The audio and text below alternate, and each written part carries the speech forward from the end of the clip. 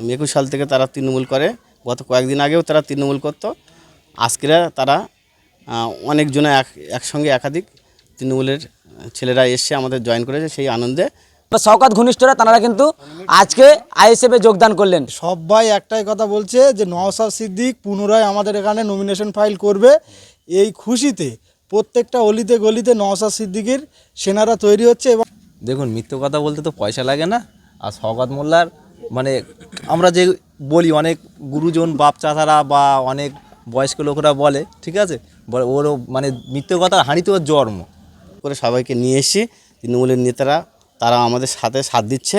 আগামী দিনে ওই নটোরিয়াস ক্রিমিনালটাকে আমরা 50,000-এর অধিক ভোটে হারিয়ে এই মুহূর্তে দাঁড়িয়ে আছি হাতিশালা একেবারে এলাকা। আর জানেন এই এলাকাতে আইএসএফের একেবারে ঝান্ডা মারতে গেলে বারংবার বোমাগুলি চলতো সেই এলাকাতে।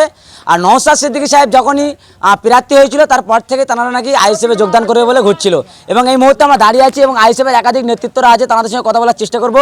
ভাঙড় বিধানসভাতে দিকে দিকে যখনই নওশাদ সিদ্দিকী সাহেবের প্রার্থী ঘোষণা হয় আর টিএমসি ছেড়ে আইএসএফে যোগদানের একেবারে হিড়িক দেখা যায়।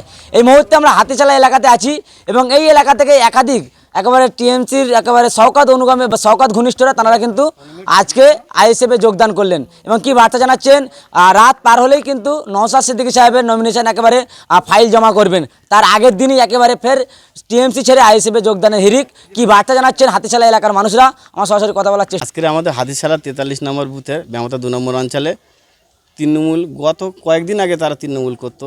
21 সাল থেকে তারা তৃণমূল করে। গত কয়েকদিন আগেও তারা তৃণমূল করতো।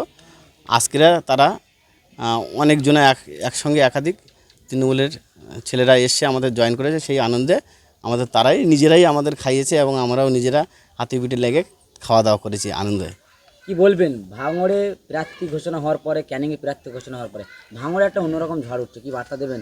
টিএমসির দাপটের নেতারা ছেড়ে আইএসএফে যোগদান।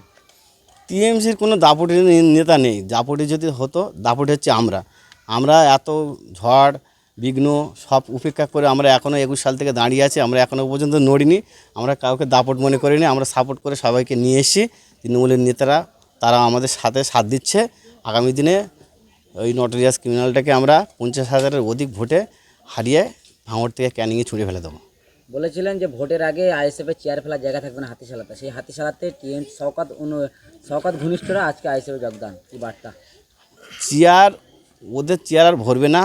টাকা পয়সা দিয়ে মাত্র কয়েকদিন বাদে দেখবে টাকা সব শেষ হয়ে যাবে, সব গুটিয়ে যাবে। এমনি সব গুটিয়ে নিয়ে এসে খুব তাড়াতাড়ি দেখবে ব্যামতা 2 নম্বর অঞ্চল কেন টোটাল অঞ্চল পুরো সব শেষ হয়ে যাবে। ওদের চেয়ার ফেলার জায়গায় থাকবে না। চেয়ার ওদের আর থাকবেই না।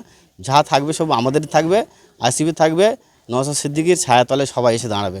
যতই বড় জোর চোর চিটিংবাজ তোলাবাজ এখানে ভাঙড়ে দুর্নীতি করুক না কেন, সবাইকে দমন করার জন্য নওশাদ সিদ্দিকী একলাই যথেষ্ট। এবং নওশাদ সিদ্দিকী আমাদের যে সেনারা আছি এদের কাছেই ওরা জব্দ হয়ে যাবে।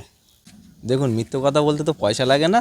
আর শওকত মোল্লার মানে আমরা যে বলি, অনেক গুরুজন বাপ চাচারা বা অনেক বয়স্ক লোকেরা বলে, ঠিক আছে, ওরও মানে মিথ্যে কথা হাঁড়িতে ওর জন্ম। কী বলি বুঝতে পেরেছো? মিথ্যে কথা বলতে তো পয়সা লাগে না। ওর শুরু থেকেই মিথ্যেবাদী। তা নওশাদ সিদ্দিক 5 বছরে কী উন্নয়ন করেছে আর কি করিনি তার নমুনাতেই দেখা যাচ্ছে। আজকে সোশ্যাল মিডিয়া খুললে দেখা যাচ্ছে, শুধু ভাঙড় তো বললে ভুল হবে, গোটা পশ্চিমবাংলায় কোনো জায়গা না কোনো জায়গায় কন্টিনিউ হয়তো রানিং পঞ্চায়েত, রানিং প্রধান, রানিং জেলা পরিষদ, কোনো না কোনো দিন কোনো জায়গা থেকে টোটাল পশ্চিমবাংলা জুড়ে নওশাদ সিদ্দিকীর পাশে এসে দাঁড়াচ্ছে বা আইএসএফে জয়েন করছে। এইটাই তো নওশাদ সিদ্দিক কী উন্নয়ন, নওশাদ সিদ্দিক কী আদর্শ, কী নীতি, এইটাই তো তার প্রমাণ। 5 বছরে নওশাদ সিদ্দিক কতটা কী করতে পেরেছে আমরা বলবো না, সেটা তো আপনারা সোশ্যাল মিডিয়ার মাধ্যমে সোশ্যাল মিডিয়ার কাজ আপনারা তো বুঝতেই পারছেন, বা আরও যারা সোশ্যাল মিডিয়ার লাইনে আছে বা সবাই তো এখন সোশ্যাল মিডিয়া দেখে চালায়, সব তো বুঝতেই পারছেন। নতুন করে আর বলার কিছু নেই। তাহলে ফের কি ভাঙড় জিতছে নওশাদ সাহেব? ভাঙড়ে জিতছে মানে এই কথাবার্তা একটু ভাই হিসেব করে বলো। ভাঙড়ে 26,000 প্লাস ভোটে জিতে আছে। এবারে মার্জিনটা দ্বিগুণ বলবো না, 4 গুণ হবে, 1 লক্ষর অধিক ভোটে জিতবে। কি হলো, নওশাদ সিদ্দিকী সাহেব ভাঙড়ে প্রার্থী ঘোষণা হওয়ার পরে টিএমসি ছেড়ে একাধিক মানুষের আইএসএফে যোগদান, কি বার্তা দেবেন? বিশ্বাসের জন্য কি? নওশাদ সিদ্দিক দীর্ঘ 5 বছর এমএলএ আছে।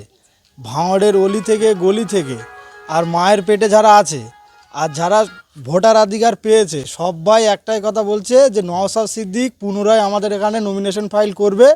এই খুশিতে প্রত্যেকটা অলিতে গলিতে নওশাদ সিদ্দিকীর সেনারা তৈরি হচ্ছে এবং নওশাদ সিদ্দিকের ঝান্ডা উঠছে।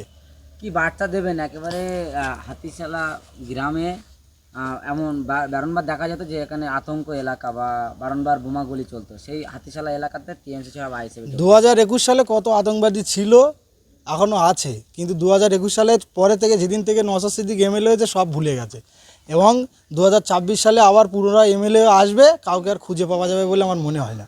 হাতিশালা বুথ কি জিতছেন? হাতিশালা বুথ না, টোটাল ভাঙড়ে বুথ জিতছে। শুধু ব্যামতা 2 জিতবে না, ব্যামতা 1 জিতবে, বাওয়ানকাটা জিতবে, ভবানপুর জিতবে, শানপুকুর জিতবে, সব 13টা অঞ্চলই আমরা জিতছি।